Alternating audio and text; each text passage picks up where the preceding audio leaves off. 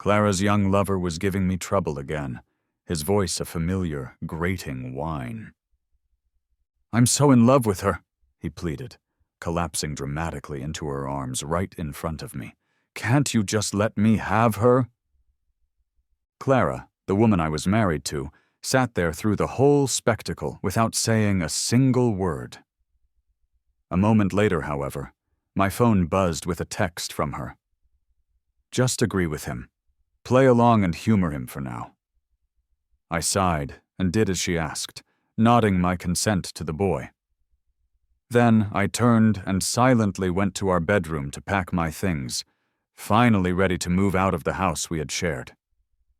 As I was leaving, I overheard one of her friends teasing her in the living room.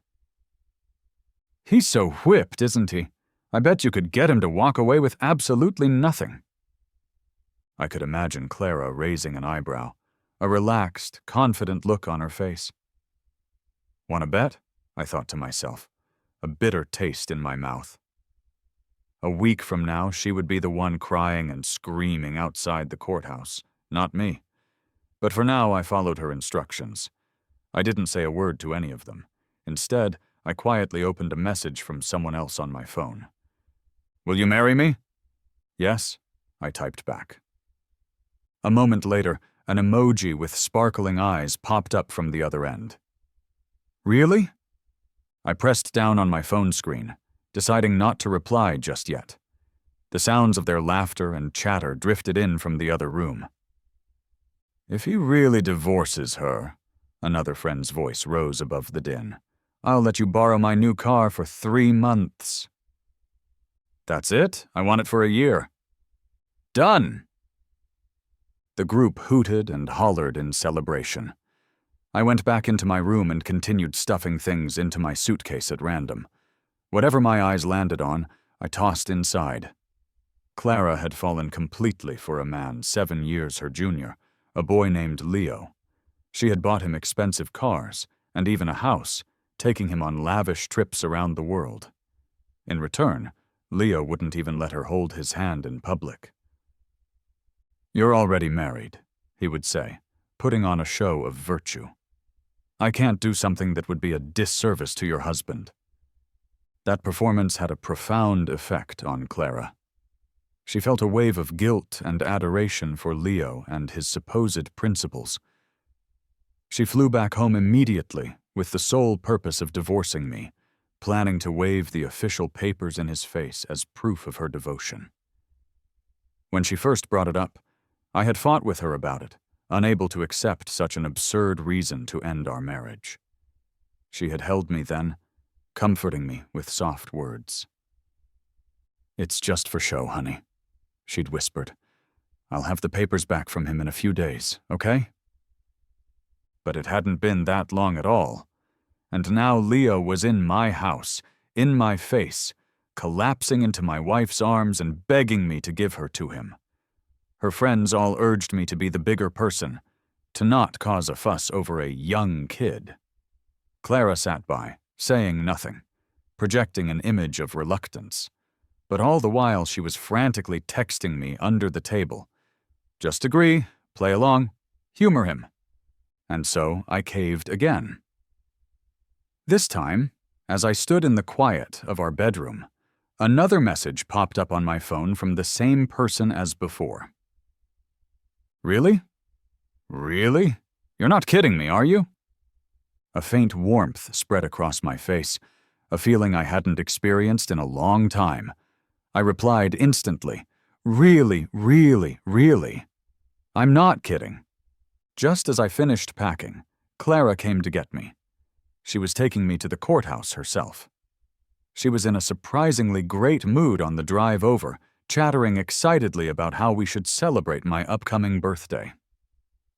"This will be our 5th birthday together, and our 5th anniversary," she said, as if the papers we were about to sign meant nothing. "I saw a few private islands online that are for sale. They're all gorgeous. Honey, which one do you like?" She leaned over and kissed my cheek. "Oh, I forgot. Honey loves Malaysia. We'll buy that one then." It was only when we got out of the car that she finally noticed the tear tracks on my face. She reached out to wipe them away, but I slapped her hand aside. I didn't say a word. It wasn't until we were inside, facing the official who would process our divorce, that she finally tried to soothe me again. "Don't be mad, honey," she whispered, leaning close. "Worst case scenario, we'll just get married again next time. That kid really is a handful." The clerk looked at us with a practiced, weary expression, as if he'd seen this exact scene 1,000,000 times before. He asked a few routine questions, and then told us to take a seat and wait for the documents to be printed. Clara sat next to me, but out of the corner of my eye, I could see her constantly texting on her phone. She was messaging Leo. Okay, a divorce takes time, you know. I'll come back as soon as he's done, okay? You promised I could kiss you today. Don't go back on your word." But Leo kept fussing, sending message after message. Seeing that I was being quiet and cooperative, Clara decided she couldn't wait any longer. She stood up abruptly. "Honey, something came up," she said, her words rushing out in a single breath. "I have to go. You can get the papers yourself. I've already arranged a new apartment for you. Just take a cab there later." She walked away so quickly that she was gone before I could even respond. I didn't speak. I just watched her leave, then sat there as the bustling service windows slowly quieted down for the day. Just as I stepped out of the courthouse, a new image popped up on my phone. It was a photo of a plane ticket from London to my city. Below it was a simple message: "Wait for me." I didn't go to the new apartment Clara had arranged for me. Instead, I took a taxi back to my old neighborhood, to the small apartment I had lived in before we were married. The familiar atmosphere of the old building washed over me, and I couldn't help but think of the Clara from back then. I grew up as an orphan, always supported by an anonymous, long-distance sponsor. After she found out I had managed to get into a good college and had moved into this old apartment complex, she cut off all contact. That winter, by a strange coincidence, Clara's family happened to move into the apartment downstairs from me. Back then, she loved running upstairs to find me. Knowing I loved roasted chestnuts, she would bring me a warm paper bag of them every single night. She would knock loudly on my thin metal door, rattling the whole frame. I'd open it to see her bright smile behind a faint cloud of steam. She would squeeze past me into my tiny apartment, peel a chestnut, blow on it to cool it down, and hold it to my lips. Here, be careful, it's hot." My head would be buzzing, a warmth spreading through me that had nothing to do with the chestnut. A moment later she would realize what she had just done, and her face would turn beet red. Later I went to college up north, and she went to a university in the south. Even though we were miles apart, on the first day of winter every year, she would be there, waiting for me outside my dorm with a bag of roasted chestnuts, patiently peeling them and blowing on them to cool them for me. It seemed only natural that we ended up together. After we graduated, we got married. She started a successful business, and we moved into a large villa in the suburbs. But she never bought me roasted chestnuts in the winter again. She'd even ask, a little annoyed, "Haven't you had enough of those after all these years?" I believe the love we had back then was real, but I also know that true feelings can change in an instant. The ding of my phone pulled me back from my memories. I looked down and saw a photo that had been sent to me from an unknown number. It was Clara. Her bare shoulder was exposed as Leo pressed her head into his neck. His pale hand gripped her back tightly, his eyes hazy with pleasure. It wasn't hard to guess what they were doing. A wave of nausea hit me, and I rushed to the bathroom, retching for a long time. The first thing I did when I recovered was block and delete her number. My phone buzzed again. It was a message from someone named Sophie. She had sent a sticker of a puppy wagging its tail. "Hey, what you doing? I miss you." Sophie was my desk mate in high school. I had barely scraped by to get into the city's top magnet school. At the start of the year, they had a peer tutoring program, and I was paired with her. She had sharp, intelligent eyes, and when her gaze swept over me, it felt so fierce that I would flinch and instinctively try to make myself smaller. For a long time, I didn't say a single word to her, until one day during the lunch break, she was napping at her desk. I was so anxious to get some water from the fountain outside that I decided to just climb out the classroom window instead of waking her. It was my first time trying it, and I landed clumsily on my butt on the grass below. I heard a laugh from above. I looked up to see Sophie leaning on the windowsill, a wide smile on her face. I was a bit embarrassed and angry, which made me bolder than usual. "When did you wake up?" I asked. "Right when you were struggling to climb back in," she said, her shoulders shaking with laughter. "I was wondering if you'd fall. I didn't think you actually would." I stared at her, and I suddenly realized that my deskmate wasn't so hard to get along with after all. After that, I started asking her questions about our schoolwork proactively. She would always explain things thoroughly, even giving me extra examples to work through. If there was a day I just couldn't grasp a concept, she'd buy me a stack of practice workbooks and tell me that if I finished them all, I'd master the topic. Sometimes, when I thought she was getting tired of teaching me, I'd offer her a milk tea as a small token of my thanks. This went on until the year our school streamed us into different classes based on our grades. She naturally went to the honors program. Before she moved to her new classroom, she asked for my contact information. But after adding me, she never said anything. Until a week ago, when she suddenly got in touch again. She asked how I'd been lately. At that exact moment, I was a crying mess, having just gotten the divorce papers from Clara. In my distress, I didn't realize I'd accidentally hit the voice call button. She listened quietly on the other end for half an hour as I sobbed about my broken heart. From my incoherent rambling, she figured out that I had just gotten divorced. Later, when Leo came to harass me again, she sent me that message. "Will you marry me?" Listening to the laughter of Clara and her friends still echoing in my memory, I looked at that message again. Yes, I had told her. Since that day, Sophie had become much warmer. I never realized in high school that she could be so talkative. Every day she'd ask what I was doing, what I was eating, and she'd send a sad little emoji, saying she missed me. Her constant presence in my life, even just through text, eased my loneliness quite a bit. 3 days later, Clara sent me a photo. She had found my number through a mutual acquaintance, I assumed. It looked like she was having dinner with her parents. "Honey, it's been 2 days. Why haven't you called me? How's the new place? I bet you can't sleep well without me holding you, right?"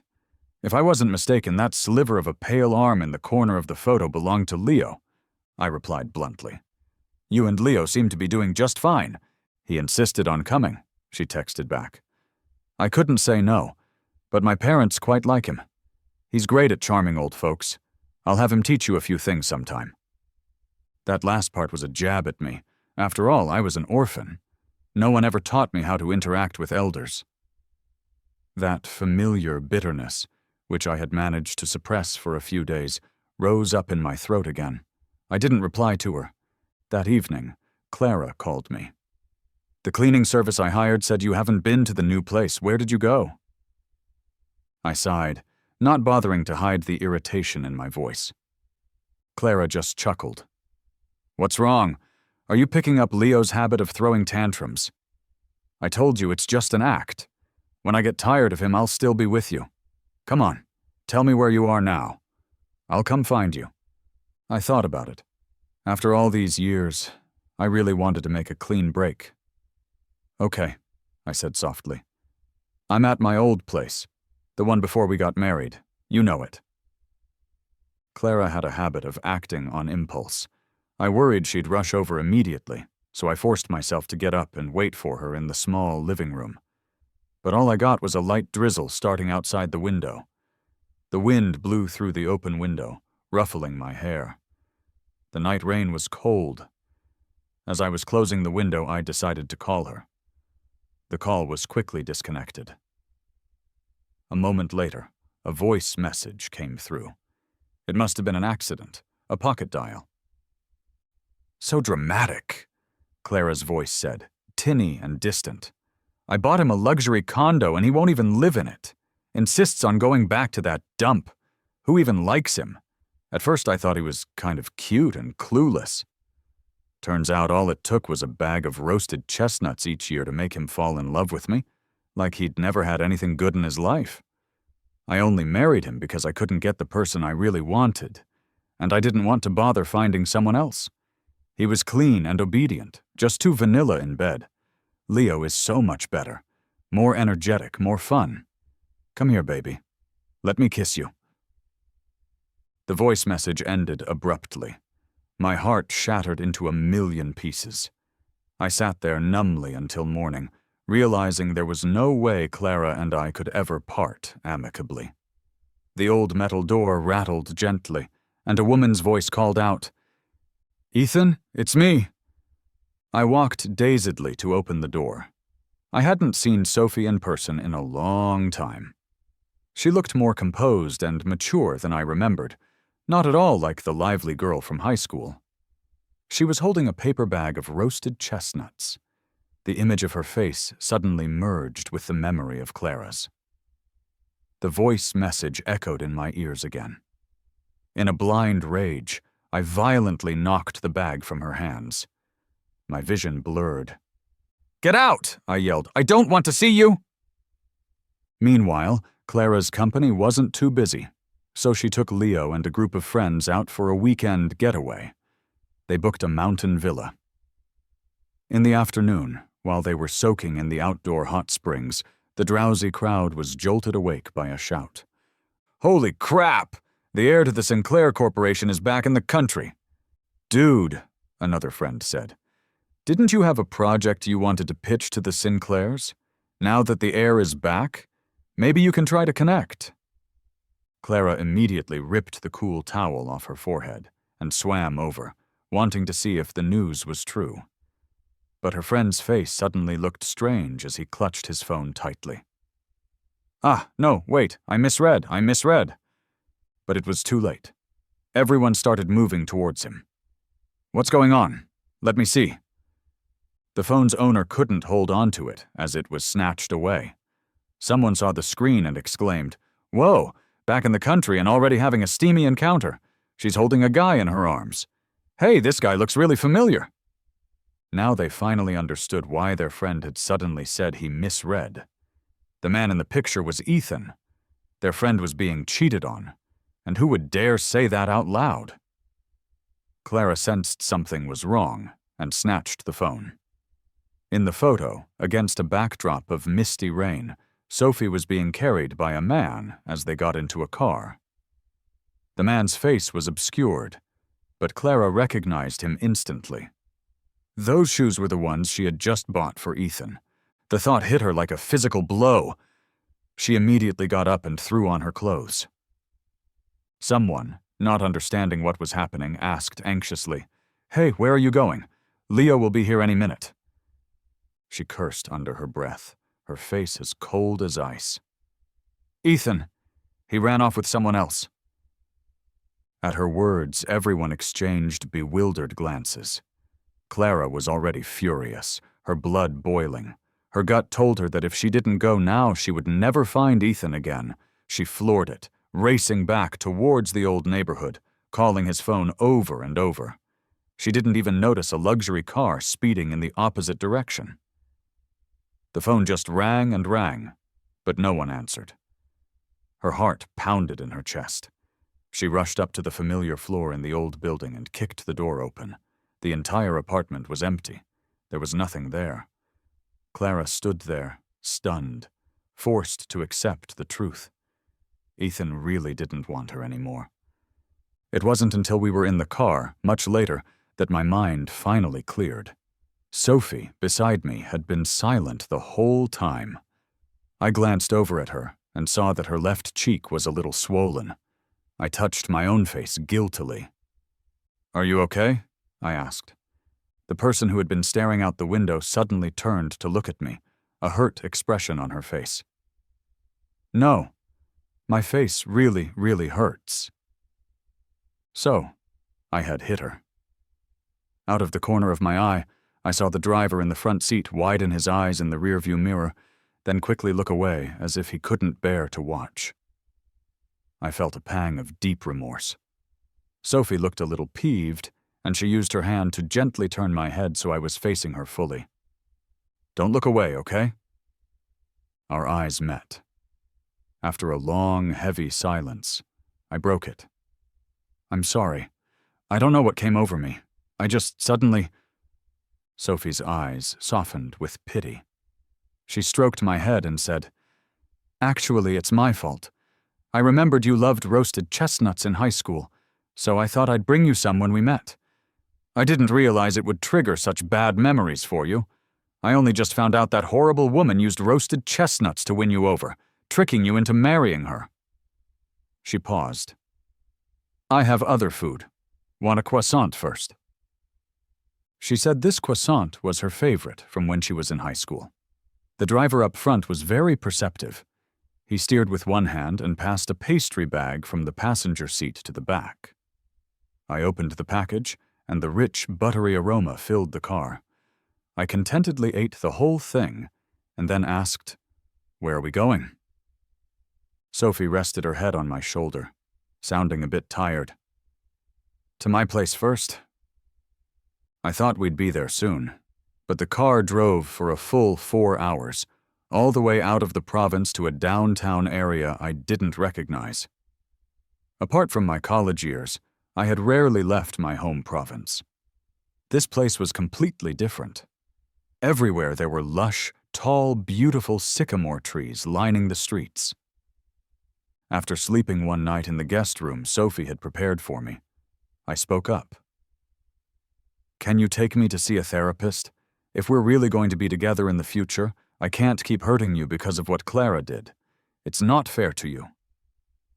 Sophie, who was dishing out a bowl of noodles for me, paused as if she couldn't believe what she was hearing. I was just wondering how to bring this up with you. I was afraid you'd keep living in that pain. I was a bit surprised. So there really was someone who genuinely cared about me. After we ate, she took me to the therapist she had already booked appointments with long ago. The doctor had a kind, welcoming smile. So, the doctor said, looking at me warmly, this is the person you've been booking all my Monday slots for this past month. My face grew hot. I didn't understand. Sophie smiled and explained. Because I didn't know when I'd be able to bring you in for treatment, I booked all the available slots just in case. I whispered a thank you, and she got up and left the therapy room to give us privacy. Because I was cooperative and willing to work through things, the doctor said I didn't have any major psychological issues. As long as I avoided things that triggered the trauma and had more positive experiences, the incident from that night, where I mistook her for someone else, wouldn't happen again. I thanked the doctor and walked out of the room. I waved at Sophie. I'm okay. Sophie strode over to me, then stopped herself, as if restraining an impulse. I took the initiative, reaching out to hug her. Thank you. Sophie wasn't like Clara. She didn't choose to keep me cooped up at home. Instead, she gave me the option to go out and work.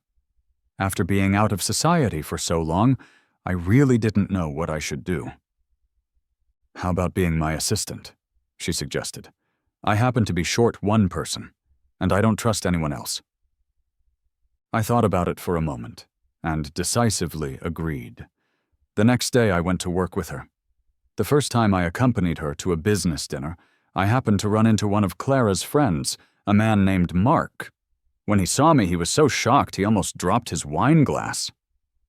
Ethan? What are you doing here? He grabbed my wrist. Sophie had just stepped away from my side for a minute. I panicked, terrified by his grip, and struggled to get away. Let go of me, I shouted. No way, he sneered. You're worth a lot right now. I'm going to call Clara to come get you and claim the reward." With that, he dragged me into an adjacent private room, locked the door, and started calling Clara.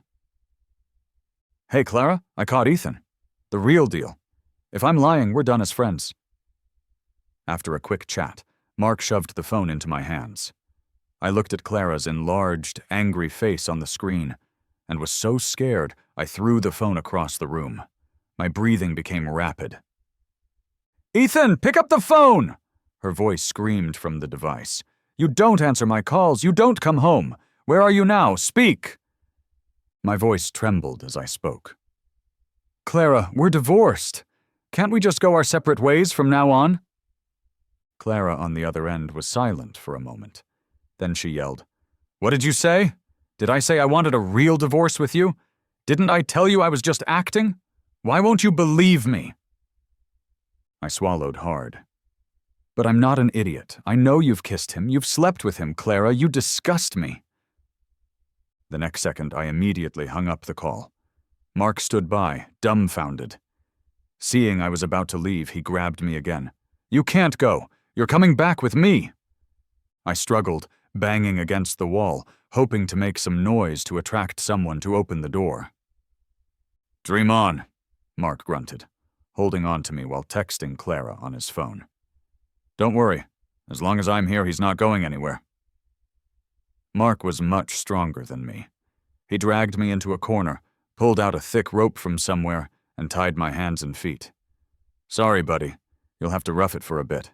Once we're back, we'll be living the good life." I whimpered, glaring at him with pure hatred. Bang! The door to the private room was kicked open. Mark immediately stood in front of me, yelling, Hey, who are you? Get out! We're just a couple playing around here. Wait, Sophie? What do you think you're doing?" Sophie kicked Mark to the side, knelt down, and quickly untied me. She held me and comforted me. "I'm sorry I'm late." Mark, still not understanding the situation, sidled up recklessly. "Sophie, you rushing in here to snatch my guy? That's not cool, right? Tell you what, how about I recommend someone else to you?" Sophie looked at Mark as if he were already a dead man. "This is my fiancé. For kidnapping my fiancé here today, I can and will terminate all of our company's contracts. Expect a call from my lawyers." Mark's face turned pale, and his legs went weak from fear. "No, wait. He's Clara's man. How could he be yours? Sophie, there must be some misunderstanding." Sophie's bodyguards didn't give Mark any more chances to speak, covering his mouth and escorting him away. She took me to her usual private hospital, acting very anxious as she had the doctors check me from head to toe. Only after confirming I was really okay did she let out a sigh of relief. She patted my back reassuringly. It's okay now." I patted her back in return to comfort her. Sophie buried her head in my neck, holding me very tightly. "You have no idea how scared I was when I turned around and you weren't there." After we got back, Sophie dealt with Mark swiftly and completely. She pulled some strings, and his family's business was ruined. Mark himself would be facing serious legal charges. After this incident, Sophie insisted on taking me everywhere with her, never letting me out of her sight. Sometimes she got so paranoid that even when she went to the bathroom at home, she wanted me to come in with her. I looked at her, somewhat amused. "Men and women should keep their distance." She took my hand. "We can be close." I wordlessly pulled my hand away and decisively closed the bathroom door. Then I ran to the kitchen to splash cold water on my burning face.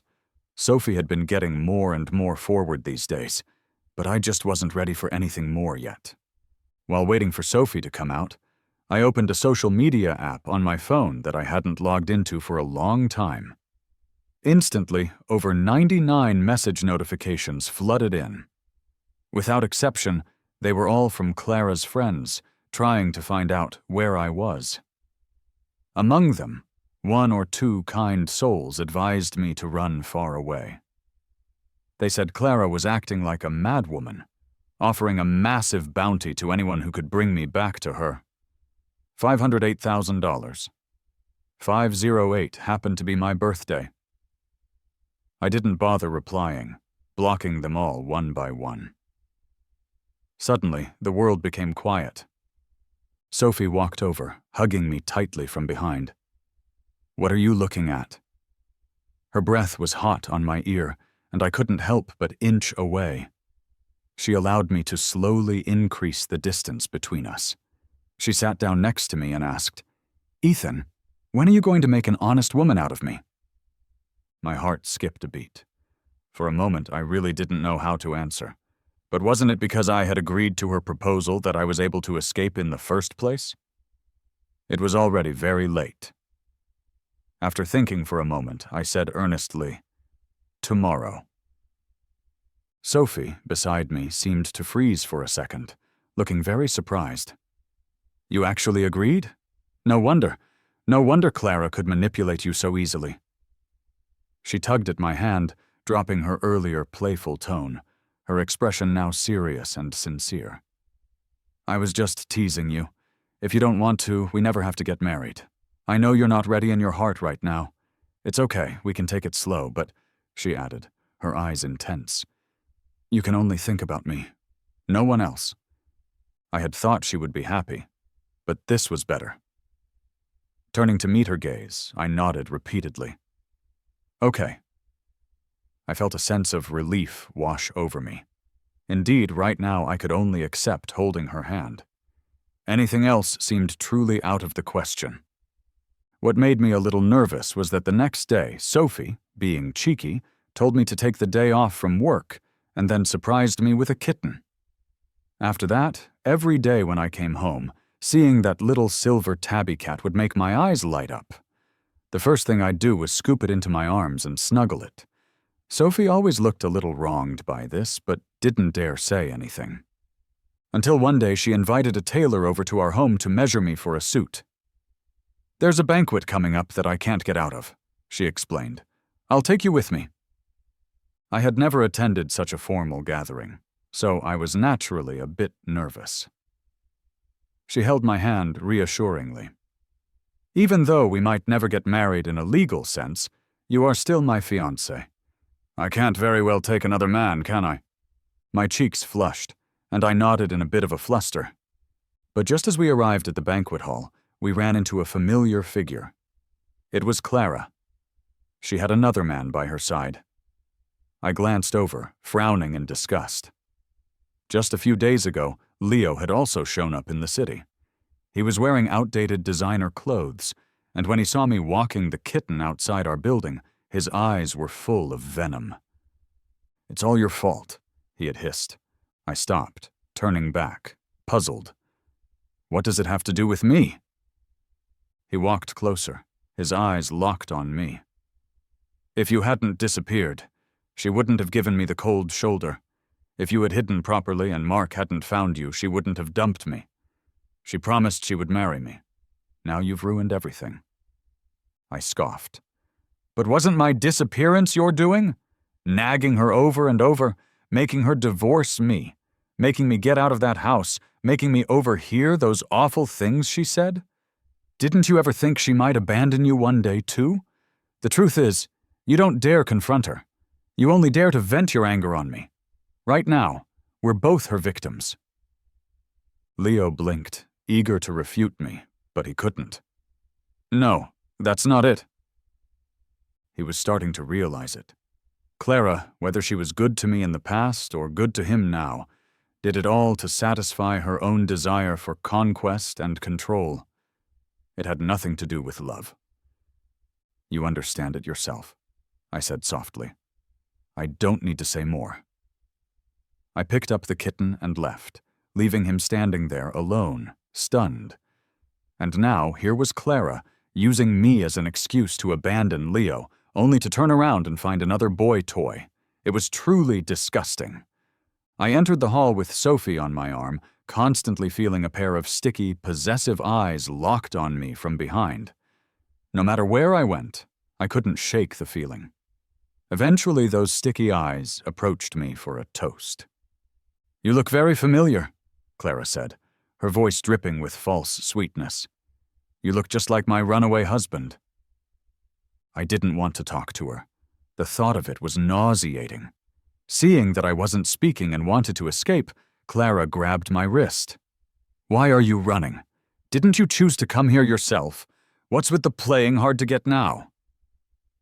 I looked at her coldly and said, Clara, I don't understand what you're talking about. Such a temper, but you still came obediently, didn't you? Saying that, she showed me a chat history on her phone. You're saying this isn't you? These past few days, I'd been busy studying, working, and walking the cat. Apart from Sophie's messages, I hadn't replied to anyone. It must have been faked. Thinking of this, I couldn't help but gag again. Clara, I remember you have an escort. Why are you bothering me? Clara froze for a second, then burst out laughing. Honey, are you jealous? I just found someone random to make you angry. If you're jealous, just tell me. I'll dump him on the spot. Is that how you treated Leo, too? I cut her off coldly. And you're far too conceited. Do you really think I came here for you today? Clara chuckled. Otherwise? You're not going to tell me you came for Sophie, are you? Take a good look at yourself. Why would she even be interested in you? I followed her gaze. Sophie was chatting with several important-looking people, and they were all quietly centered around her, listening intently. She was dazzling. But she was also willing to stoop down and listen to me speak. I was her partner. Why wouldn't I be good enough for her? Thinking this, I stood up even straighter. At least you're not good enough for me anymore, I said. Clara was getting annoyed. Can't you just be obedient? Behave tonight. If you piss off Sophie, how are we supposed to live our lives? I ignored her, walking straight towards Sophie. Clara was getting anxious. Ethan, why are you walking so fast? Are you crazy? Her voice was a bit loud, drawing a lot of attention. I didn't care about anyone else. I walked straight over and took Sophie's hand. Sophie turned to look at me, froze for a second, and then a brilliant smile spread across her face. She held my hand even tighter. Clara, as if she hadn't noticed the shift in atmosphere, walked over brazenly. Sophie, she began, my husband is a bit ill-mannered. Please forgive him. Your husband? Sophie's lips curved slightly upwards, but her eyes were ice cold. This is my husband. Everyone in the vicinity stood there, stunned. After all, no one expected that Sophie Sinclair, the powerful and enigmatic heir, would get married so quietly, and to a man no one had ever heard of. The smug smile on Clara's face finally vanished. Sophie, you can't be serious. Clara, we're already divorced, I told her, my voice firm. I don't believe everything back then was just an act for fun. The pain you caused me was real. There's no possibility between us anymore. Do you understand? Stop harassing me. You're really, really annoying. Sophie put her arm around my trembling shoulders and led me towards the break room. Sorry, everyone, she announced to the onlookers. My husband isn't feeling well. I'll take him to rest first.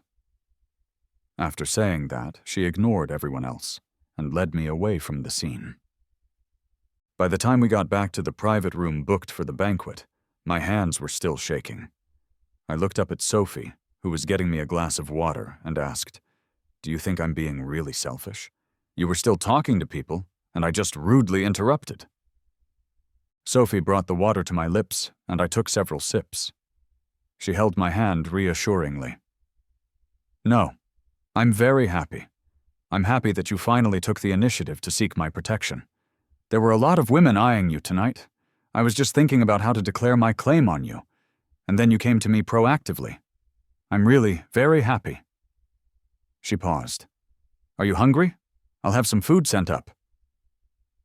I shook my head, then suddenly remembered something. I looked up at her. You said just now that I was your husband. Her lips curved slightly, but her eyes were serious. Yes, I said it, if you're willing. My heart skipped a beat. I looked down. But we haven't— No rush, she interrupted me, her voice gentle. I just want everyone to know that you're mine, so no one can bully you ever again. My nose tingled, and I let out a muffled, mm-hmm. She suddenly leaned in, her forehead touching mine. She whispered, Ethan? I looked up, meeting her gaze so close. Her eyelashes were long, and her eyes reflected the city lights from outside the window, like stars had fallen into them. From now on, whoever makes you uncomfortable, I'll make them even more uncomfortable. She said it so casually, but it made my heart tremble. Clara, I hesitated. She won't appear before you again, Sophie said, getting up, her tone calm and final. I guarantee it. I was stunned for a moment, then a slow smile spread across my face. How did you manage that? She raised an eyebrow, a hint of mischief in her eyes. Secret. I couldn't help but nudge her playfully. Fine, don't tell me. She snuggled into my arms, the top of her head resting against my chin, her voice muffled. Ethan, I'm a little jealous. Jealous of what? Jealous of that cat, she pouted. You hug it every day when you get home. You never hug me like that. I didn't know whether to laugh or cry. I wriggled out of her embrace and deliberately put on a stern face. Sophie, how old are you? 3, she said, completely serious. I burst out laughing, reaching out to pinch her cheek. You're so childish. She grabbed my hand, her expression suddenly serious. But there's one thing I'm very serious about. Tomorrow, come with me somewhere. Where? The courthouse.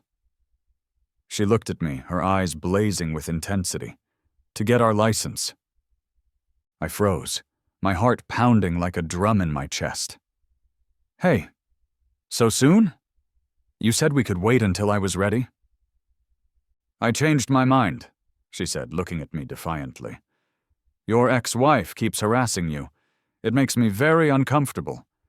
Are you going to say yes or no? She leaned closer, her breath brushing my ear. I pushed her face away gently, muttering softly, yes. Not long after that night, Clara's company suffered a series of catastrophic blows. First, key partners pulled their investments. Then banks started calling in all her outstanding debts. Finally, all her personal and business assets were frozen. She begged everyone she knew for help, but all her so-called friends avoided her like the plague. The Sinclairs put the word out, someone finally told her in a hushed, fearful voice. Anyone who helps you is an enemy of the Sinclair Corporation. Only then did Clara finally understand that Sophie had been deadly serious about destroying her. Desperate, and with nowhere else to turn, she shamelessly came to find me. She knelt on the ground before me, sobbing. Ethan, I know I was wrong. Please, ask Sophie to let me go, okay? I promise I'll never bother you again. I looked down at her pathetic state, feeling nothing but a vast, empty calm. Clara, you brought this on yourself. I turned and left without a second glance. As for Leo, he fared even worse than Clara. He was used to being spoiled by women, spending money lavishly without a thought. But after Clara abandoned him, he couldn't even afford to pay his rent. The buddies who used to idolize him now openly mocked him. You really thought you were some kind of prince? You were just a plaything. He was at his wit's end. He tried to get money from Clara, but she had already blocked his number. Finally, his spurned love turned to a venomous hatred. One day he found Clara and, in a fit of rage, stabbed her. He was immediately arrested by passers-by who called the police. One sunny afternoon, Sophie and I were cuddling in a lounge chair in the yard, sunbathing. The little silver tabby cat was curled up on her lap, purring contentedly. I heard that after Clara recovered from her injuries, she couldn't hold down any job, Sophie said nonchalantly, stroking the kitten's head. Now she's just begging on the streets somewhere. I continued to stroke the kitten's soft fur, a faint smile on my face. That's good. Sophie kissed me. Feel better now? She asked, looking up at me, her eyes full of laughter. No, I murmured. I hooked my arm around her neck, pulling her closer, and whispered in her ear. I'm so happy now. I stopped caring about her a long time ago. Sophie chuckled softly, capturing my lips with hers. That's even better. The sunlight spilled over us, warm and cozy. Even the wind that rustled the leaves in the trees felt gentle.